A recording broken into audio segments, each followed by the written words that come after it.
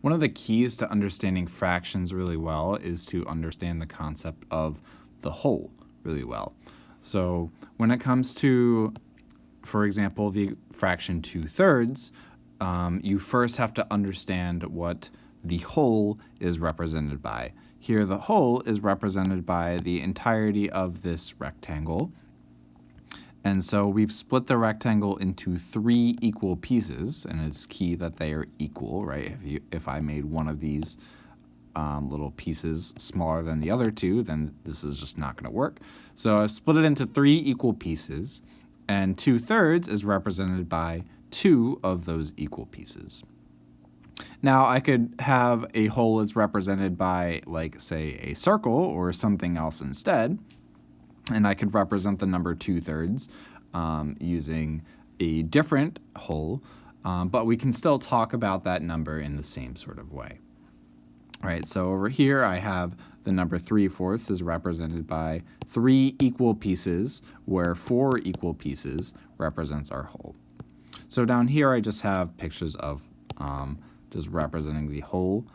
So of course you could just say that the whole is represented by 3 equal pieces of 3 out of the 3 equal pieces, right? So this is just 1. So the whole is represented by the number 1. Okay. And obviously the number 1 can be represented in like infinitely many number ways. 3/3, 4/4, 5/5, so on and so forth. And no different, any fraction can be represented in infinitely many ways. So here's a picture of what I'm talking about. So for 2/3, for example. So as most of you are probably familiar, the concept of equal fractions. So 2/3 and 10/5 you probably intuitively know to be representing equal fractions. And so, for example, if you saw 2/5 divided by 3/5 in a fraction, you would know, like, oh, I could cancel out the 5s and be left with 2/3. So why you can do that sort of is just because of this picture right here. So I can modify my 2/3 picture as follows. So each of these equal pieces, so I have my rectangle is split into 3 equal pieces, and each of these equal pieces I'm going to split into 5 equal pieces of itself. So each of these little rectangles is now split into 5 smaller equal rectangles. Okay, and we do that for each of these 3 equal pieces. And so what fraction does this represent? So we're representing the same shaded portion of the rectangle. And what does this now represent? This represents, well, we can view this as 2 groups of 5 equal pieces out of, and well, how many are there needed to complete the whole? There are 3 times 5, so there's 3 by 5. So we have 2 groups of 5 out of a total of 3 groups of 5 equal pieces, which is 10/15. And so that's sort of why you can cancel out the 5s there, for example. And so you could, of course, do this with any number. I could have split each of these rectangles into 2 equal pieces as well. I could have split it into 4 equal pieces or 8 or whatever, and so on. Okay. Another way to visualize fractions is with a number line. This is also very important to have a firm grasp of. So, for example, if I wanted to represent the number 2/3 this way on a number line, first thing that you have to do is, well, usually you're going to want to have some whole numbers, usually 0 and 1 when you're just starting out with this stuff. So you get your 0 and your 1 on your number line, and then you can figure out, like, if you're working with thirds, figure out where 1/3 is, and then figure out where 2/3 is. And so really you're splitting up the interval 0 to 1 into 3 equal pieces, and this first interval, the length of that represents 1/3, right? And so 2/3 would be 2 of those intervals, and 3/3 would represent 1, which is the whole interval at 0 to 1. Okay, and you could visually see the same sort of idea. So if I wanted to represent these in sixths, what would the number 2/3 represent with a denominator of 6? So here would be, this would be 1/6. This is now like 2 times 1 over, let me say that again. This is 1 times 2 over 3 times 2. This would be 3/6, which is a half. And this would be 4/6, and then 5/6 instead. So what we're kind of doing here is like very similar to what we did in this picture up here. We split each of these little subintervals into 2 equal subintervals.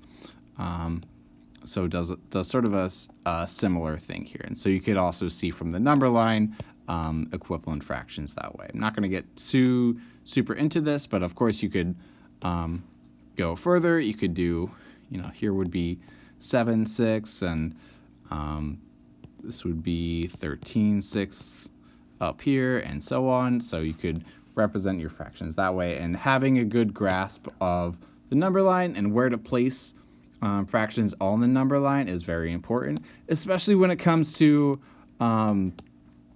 what we're going to talk about next, which is like ordering fractions. So a common thing that's like very difficult for students to get is like, how do I know where to place, like, let's say I'm handed the numbers like 1/3 and 2/5, and you ask a student where to place those on the number line, like which one would come before the other one on the number line. That's a hard question for students that are first getting comfortable with this stuff. So let's before we get to that, let's first talk about simplest form, because I'm sort of getting sidetracked a little bit. So 18/30ths in simplest form, what would that be? So this is, so going back to this concept of like, oh, if you want to like cancel out the 5s, you can kind of just do that. So whenever you want to put something in simplest form, if you see something that you can factor out from both of them, then just go ahead and do this. So you can see that this is 3 times 6 over 5 times 6. You can cancel out those 6s. A more brute force way that you could do to put something in simplest form is find prime factorizations of both the numerator and denominator. So 18, the prime factorization is 2 times 3 squared, and the prime factorization of 30 is 2 times 3 times 5. Now you could think of 3 squared as just 3 times 3, because we're about to start canceling some stuff. So when you see prime factorizations like this, you can just cancel out all your primes and just figure out like what you're going to have left. And so if you cancel out all the common primes in the numerator and denominator, you're just going to be left with something that has nothing in common. And so this would be we would call in simplest form. Okay, so back to the ordering thing, because I do want to talk about that. So let's talk about like just a couple examples for now. Let's order some of these numbers.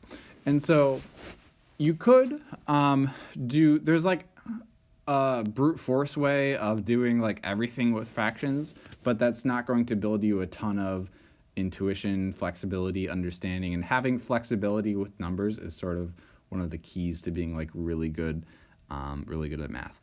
So 1/3 versus 1/4. In your head, can you just decide which of those is bigger?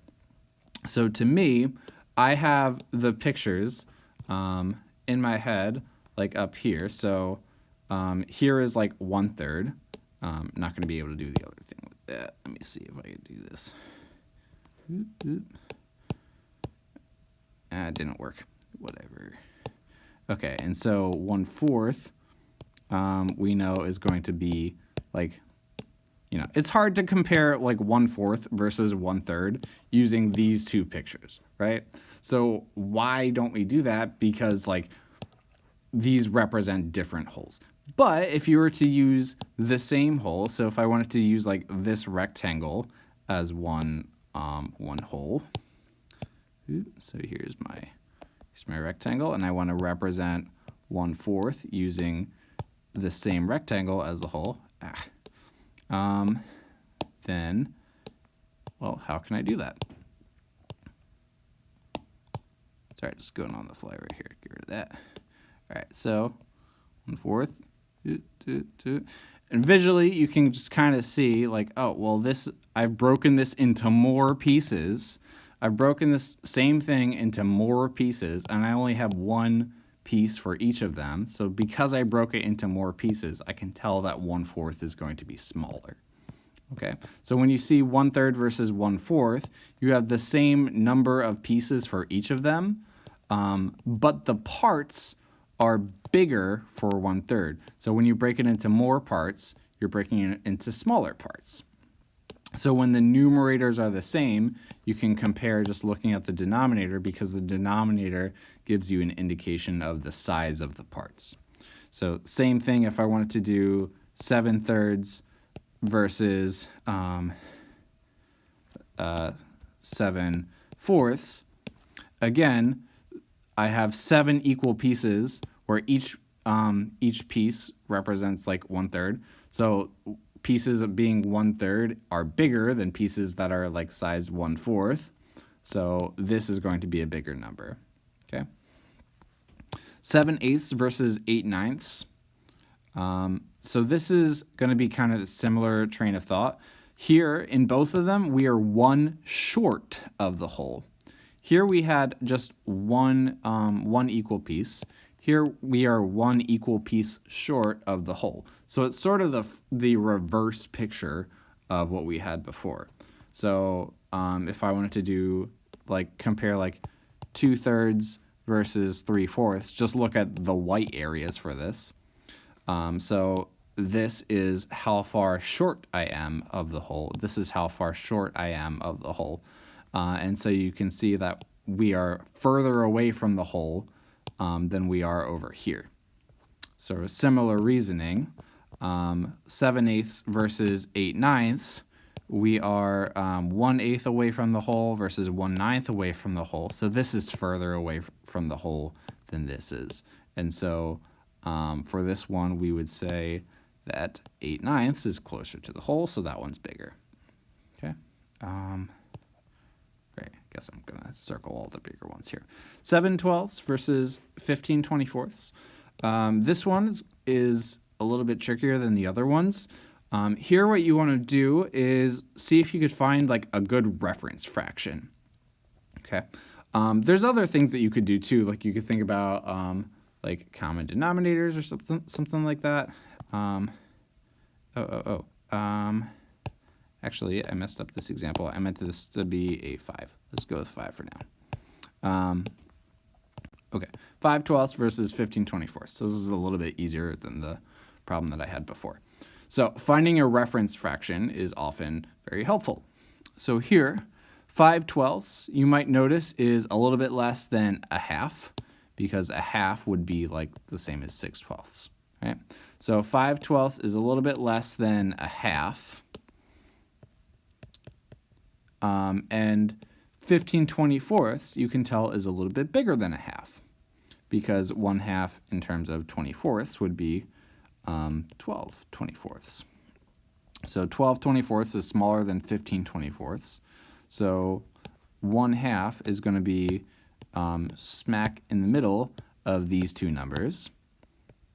So we can just, by using this reference fraction, say that 15/24 is going to be the bigger of the two numbers, right? All right. So now, what if I had 7/12 and 15/24 like I had before?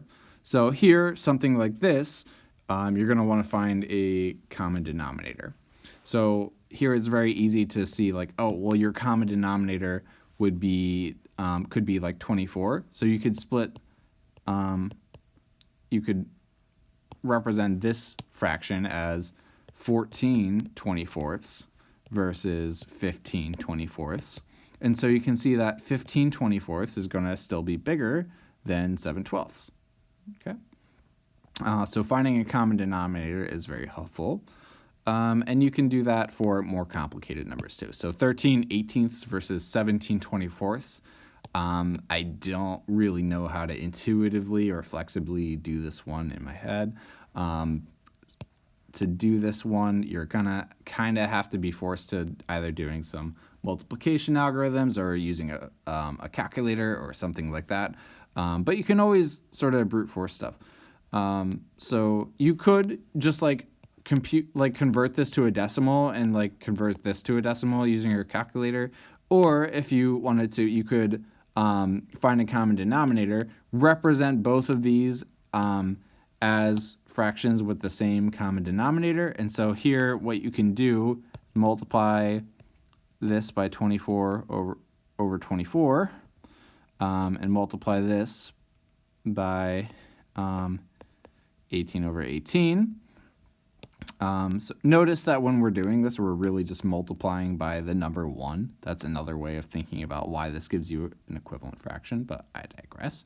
So we're really comparing these two numbers, right? 13 times 24 over 18 times 24, 17 times 18 over 24 times 18.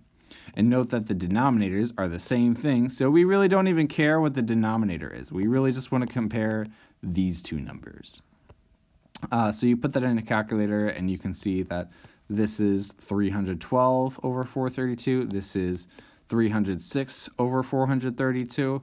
Realistically, when I do this, I don't even care what the denominator is. I would usually just either leave it as whatever I had it as before, or maybe I just don't even care. If I'm just trying to compute which one is bigger, then I just ignore it altogether and say oh, well, this number is going to be bigger. And so going back to our original question, we can say that 13/18 is going to represent the bigger number.